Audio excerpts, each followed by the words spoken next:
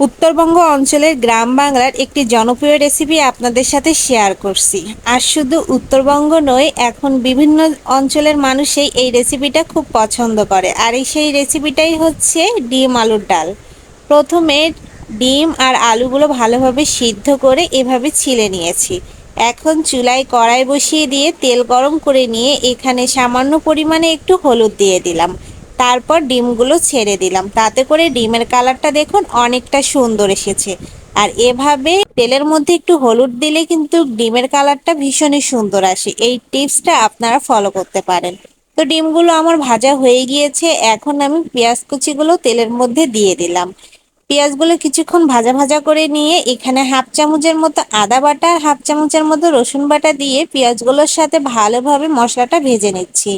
কিছুক্ষণ ভেজে নেওয়ার পর মশলাটা যেন পুড়ে না যায় সেই কারণে সামান্য পরিমাণে একটু জল দিয়ে দিলাম। আর জলের মধ্যে দিয়ে দিলাম হলুদের গুঁড়া, মরিচের গুঁড়া, সাথে কাঁচা জিরা বাটা। আর জিরা বাটাটা দিলে কিন্তু তরকারির স্বাদ এমনিতেই সুন্দর হয়।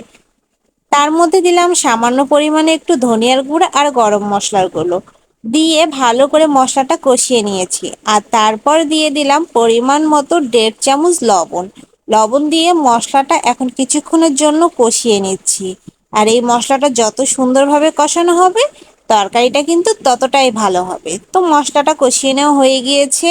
এখন সিদ্ধ করে রাখা আলুগুলো দিয়ে দিলাম, দিয়ে ভালো করে আলুটা মশলার সাথে ভেজে নিচ্ছি। আস্তে আস্তে এই আলুটা ভেজে নেওয়ার পর যে ডিমগুলো ভেজে রেখেছিলাম সেই ডিমগুলো দিয়েও একটু সবগুলো আলু নাড়াচাড়া করে নিয়ে এখন আমি এখানে ঝোলের জল দিয়ে দিব। এখানে আপনারা পারলে গরম জল ব্যবহার করবেন, আর গরম জল যদি হাতের কাছে না থাকে তাহলে ঠান্ডা জলও ব্যবহার করতে পারেন, কোনো সমস্যা নেই।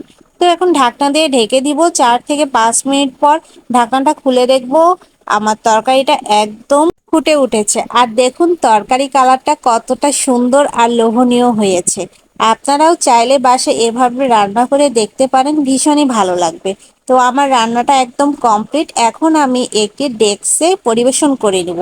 গ্রাম বাংলা অঞ্চলে কিন্তু এই সমস্ত ডিশেই পরিবেশন করে নেয়। তো আজকের আমার এই রেসিপিটা কেমন লাগলো? যদি ভালো লেগে থাকে তাহলে লাইক, শেয়ার, কমেন্ট করবেন। তার সাথে আমার ইউটিউব চ্যানেলটি সাবস্ক্রাইব, পাশে বেল আইকন বাটনটি প্রেস করে রাখবেন নতুন নতুন ভিডিও দেখার জন্য। ধন্যবাদ সবাইকে।